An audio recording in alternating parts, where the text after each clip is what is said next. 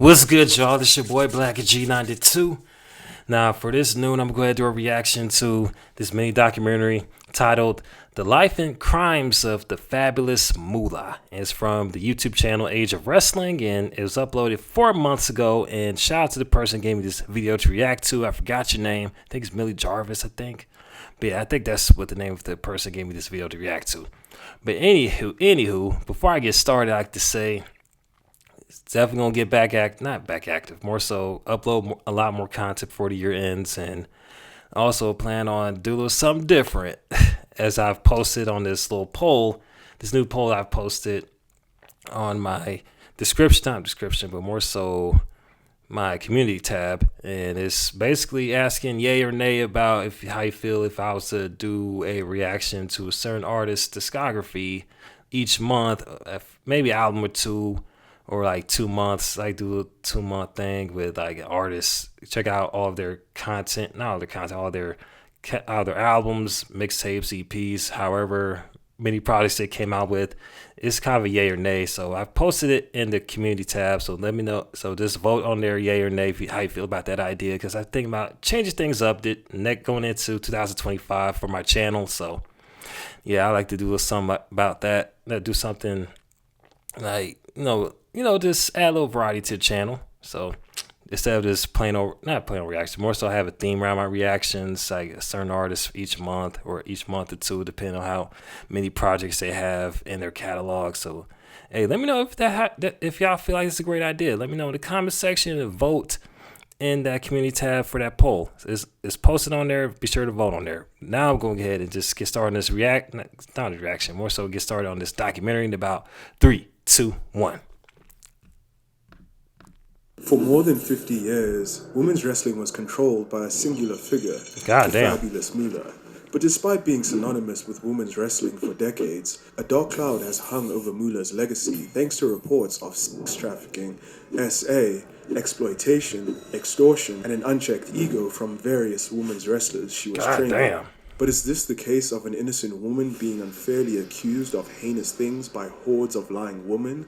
Or is this the case of a woman who used her power to abuse women's wrestlers for decades and never got a comeuppance for her injustices?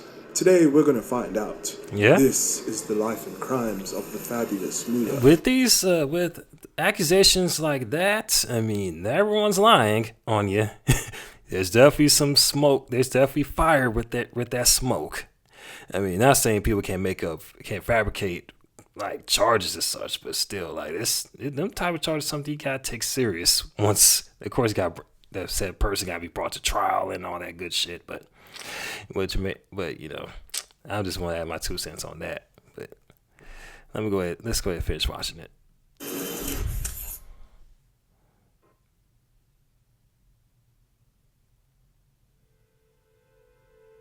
Fabulous Moolah, real name Mary Ellison, was born in 1923 just out of Columbia, South Carolina, as the youngest and only girl of 5 kids. Her mother passed away from cancer when she was only 8 years old, leading her to be raised by her father and her brothers. The death of Moolah's mother affected her deeply, and even 2 years later, she was reported to still be distraught over the loss. As an attempt to cheer her up, Moolah's father brought her to the local wrestling matches. It was there that Moolah first saw Mildred Burke, the independent women's world champion, and fell in love with wrestling. Wow. And so, in her late 20s, she decided to become a wrestler. That is very interesting. I had no idea that women were wrestling way back when. The more you know. Making a debut in 1949. During this time, women's wrestling was treated mainly as a sideshow and was not taken seriously, so Moolah struggled to get bookings and make a living for herself. Despite all of this, she was slowly building her name in the very limited women's wrestling scene. Though never the most athletic wrestler, Moolah knew how to keep the crowd engaged and knew how to work as an effective heel, notoriously working very stiff and pulling her opponent's hair. After relentlessly grinding and making a name for herself over the years, she finally got a big break in 1956 when Vince McMahon Sr., who headed the Capital Wrestling Corporation, invited Moolah to participate in a 13-woman battle royale to crown the NWA's Women's World Champion. The match took place on September 18th, 1956, and Moolah was the last woman standing and claimed her first championship. She would go on to hold this title for a staggering 28 years. Damn, almost 3 decades. Women's wrestling with an iron fist and actually purchased the rights to the title in the 1970s. She even changed the face of the title belt to include a picture of herself. After she became the NWA's Women's World Champion in 1956, her stronghold on the women's wrestling industry began. Moolah and her husband, Buddy Lee, formed Gore Wrestling Enterprises, and Gore Wrestling Enterprises became the premier promotion business for female wrestlers. Moolah invoked strict rules for the girls that trained under her. She insisted that their hair and makeup was always to be done, and that none of them could date men associated with professional wrestling. Well, damn, that's kind of strict. The crowd-pleasing style of women's wrestling that would dominate the industry for decades. Moolah also began to close off women's wrestling as she amassed more power and control over the sport. As the sport's champion and its controlling booker, Moolah typically would only wrestle and defend her belt against women who were part of her promotion business. This not only ensured her spot at the top of the industry, but also began to secure her place as one of the most powerful promoters in all of wrestling. If you're a woman who wanted to become a wrestler, and especially if you wanted to have any success within the industry, you had to go through the fabulous Moolah. A considerable level of control is where some of Moolah's darker accusations begin to take shape. In order to begin training under Moolah, women had to pay her a training fee, which was reported to be around $500. That's a bit much. Money is about $4,000. The trainings were reported as some of the most intense that wrestlers could endure. Typically, training would occur for 5 hours per day and took place in Moolah's barn, which lacked any air conditioning and was very hot. Despite taking this training fee, many of the women have reported that Moolah didn't actually do much of the training for the wrestlers, instead leaving those duties to some of the more experienced wrestlers in her stable. Those wrestlers who did lead the intense training sessions, however, were never paid any extra for their work. The girls were also required to live on Moolah's compound in Columbia, South Carolina on Moolah Drive. The wrestlers were given a strict curfew as well, with Moolah reportedly locking the gates after a certain time, and if wrestlers weren't home by then, they were locked out until the next day. On top of the training fee, Moolah collected $300 per month in rent, which would be around $2,400 in today's money. Basically, she was making a killing. Moolah also controlled the bookings for her. Sounds about right. She was definitely about her money. Ooh, I can only imagine how this will turn bad as this documentary progresses. Took a 25% fee off the top of whatever they made in their matches. Of course, even that 25% fee was disputed, as Moolah would first subtract their travel and food fees, and some wrestlers reported having a 30% booking fee with Moolah.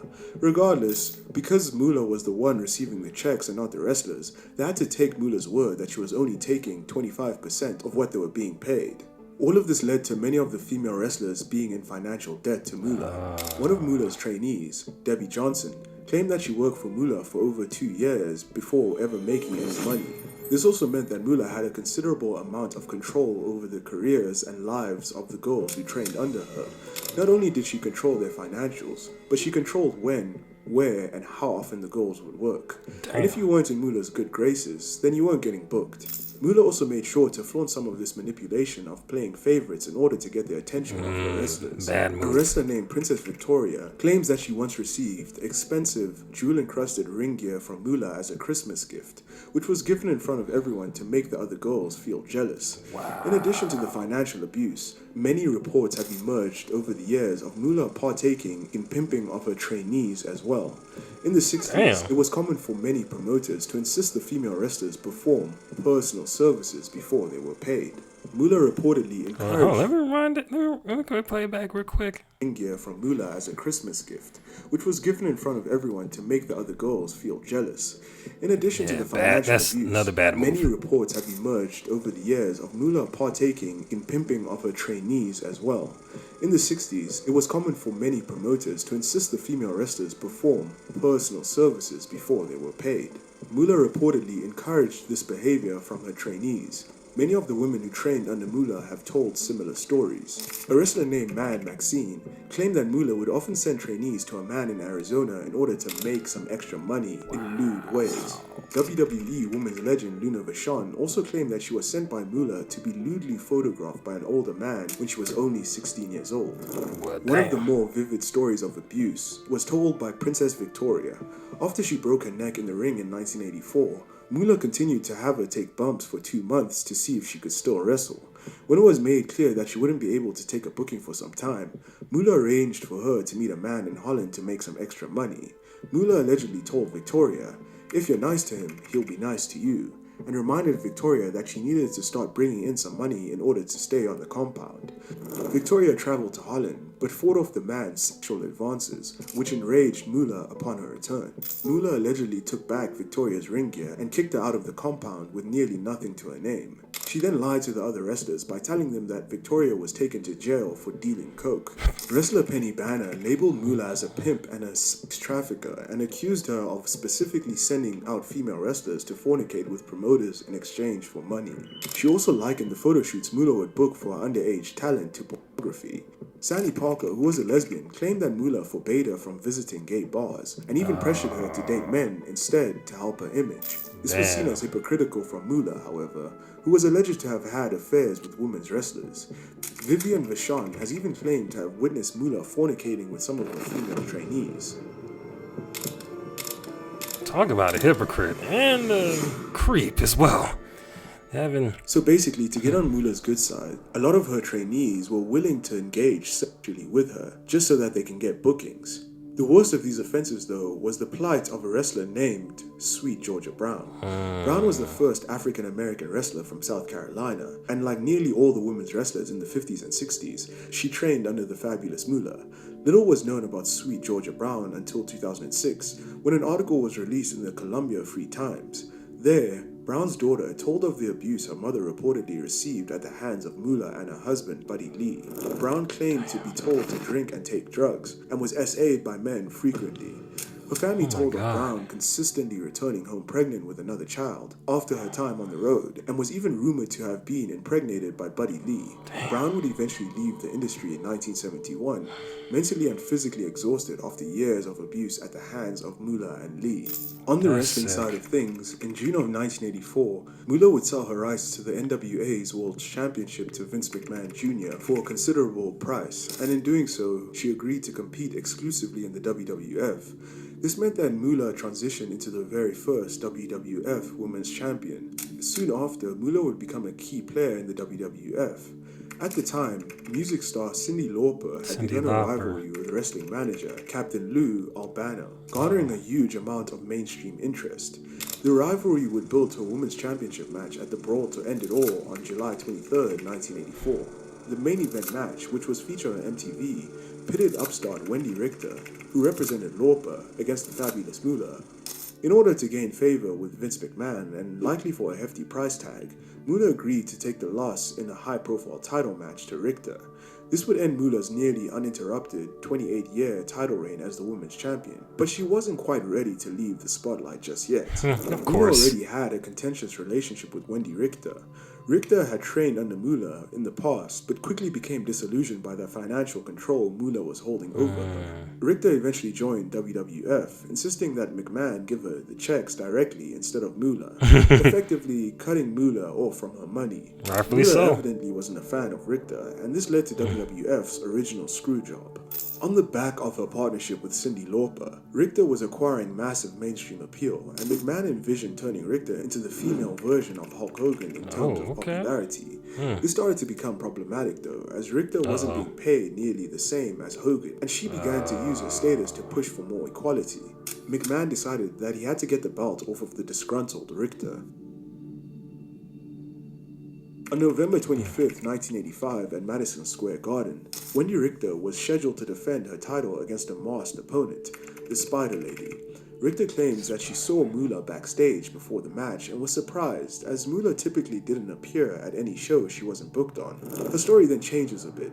Sometimes, Richter claims that she had no idea that the woman who came out in the Spider Lady's mask was actually the fabulous Moolah. Really? But other times, she claims to have immediately known who it was. The fans, of course, were chanting Moolah at the Spider Lady from the moment she entered. Regardless of whether Richter knew or not, Moolah quickly went off the script once the match began and forcibly pinned Richter's shoulders to the mat. Richter kicked out after a count of 1, but the referee continued to count, awarding the title to the Spider Lady, who unmasked to reveal herself as the fabulous Moolah. Feeling betrayed, Wendy Richter would leave the WWF that night and never spoke to Moolah ever again. Moolah had a lot of control backstage, and she even forced her way into the CBS animated series Hulk Hogan's Rockin' Wrestling. Originally, Mad Maxine was set to receive a huge push from WWE and to be a character on the show, but Moolah, who controlled Maxine's bookings, never told her about the plans and began to refuse to book Maxine on any of the shows to tank her popularity. Maxine would leave the WWF shortly after, and Moolah ended up being the one on the cartoon show. As time went on though, Moolah's influence eventually began to fade. More and more women were now getting employed directly through WWF, which meant that they no longer needed Moolah to get booked. Moolah left the WWF in 1988 and retired from the ring soon after. She would form the Ladies International Wrestling Association in 1980 and would actually return to wrestling in 1993 for the promotion. She continued training wrestlers throughout the 90s, including training male wrestlers, and in 1995, the fabulous Moolah became the first ever female inductee into the WWF Hall of Fame. Moolah returned to the WWF in 1999 alongside Mae Young and became a regular comedic act during the Attitude Era. Moolah even won the WWF Women's Championship one more time at No Mercy in 1999, becoming the oldest champion ever at that time. Moolah would go on And to how old was she? Looked like she about in her 60s and still winning championships. That's crazy. You don't see that every day, especially from an old lady like that, for real.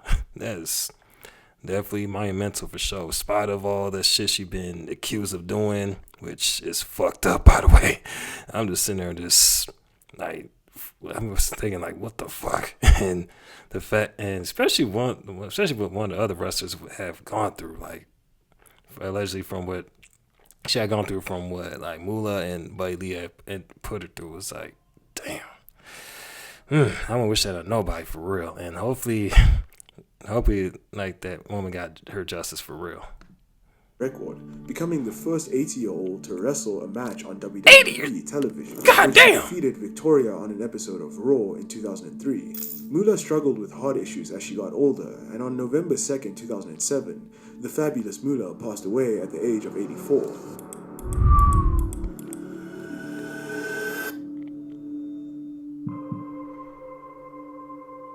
Damn, lived for like almost freaking 8 decades.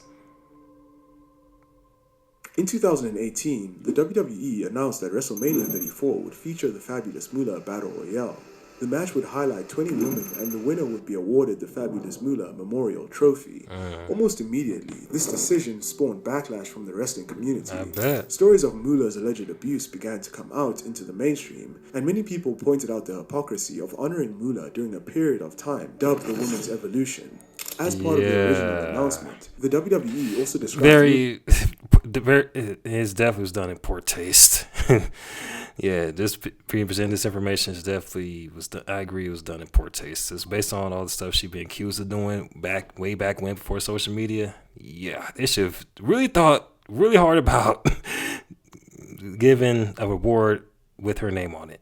For real. As a trailblazer for women's equality, which again raised eyebrows when you consider how hard she worked to keep herself at the top of the industry. That very night, a Change.org petition was started online, demanding that WWE change the name of the Battle Royale. Within hours, the petition had nearly 10,000 signatures. The WWE initially tried to push through the negative reaction, but when one of the main sponsors of WrestleMania 34, Snickers, got involved, the WWE couldn't ignore the situation any longer. They couldn't. With the majority sponsor expressing their disappointment, they changed the name of the Battle Royale to the WrestleMania Women's Battle Royale 2 days later. WWE managed to survive the controversy, but the real damage was done to the legacy of the fabulous Moolah, who had her allegations go truly mainstream for the first time. The legacy of the fabulous Moolah is certainly a complex one. On one hand, she is inextricably linked to the history of women's wrestling, and her popularity and efforts helped lift bans on women's wrestling in various pockets of the United States. She also, in one way or another, trained a generation of wrestlers over many decades. But unfortunately, the damage that Moolah did on the industry is just as significant to her story. Yeah. Because of the influence she wielded, Moolah could have made things far better for the next generation of women's wrestlers. Instead, her and her husband took advantage of poor young girls who were just trying to get into the wrestling industry. Moolah left a path of destruction in her wake. Countless wrestlers left the industry due to the financial and sexual abuse that they endured. Opportunities were taken away while one woman held the belt for almost 11,000 days.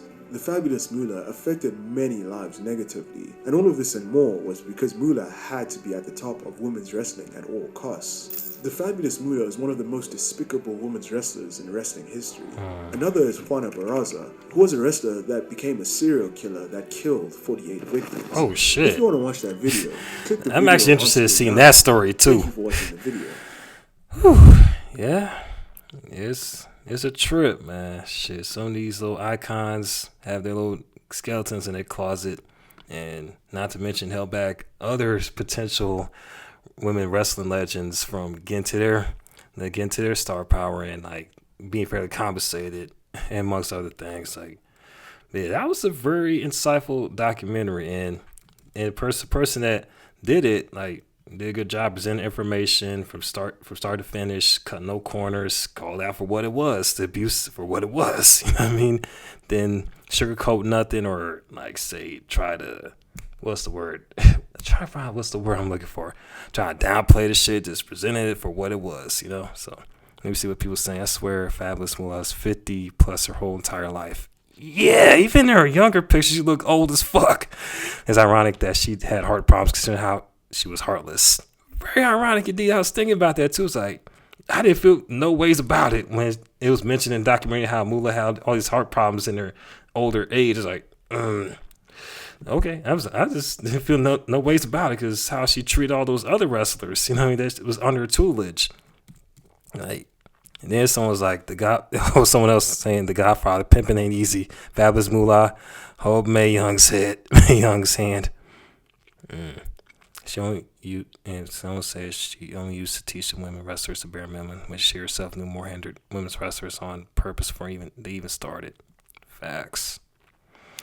Yeah, quite the documentary indeed. A lot to take in, and quite a lot of shocking information that came about. Is kind of left me flabbergasted, but definitely something I might end up rewatching as such, and interested in watching the other one about the serial killer as such, a wrestler turned serial killer. That caught my attention to see how deep that rabbit hole goes with that story. So let me know if you want me to react to more of these type of Age of Wrestling documentaries or any other documentaries you have in mind. Let me know in the comment section below. And this is your first time watching this reaction, hit that like button, hit that notification button, hit that subscribe button as well. And also be sure to follow me on social media accounts that's be posted in the description box below. This is your boy Blak G92 about to sign off. Holla at your boy. Peace.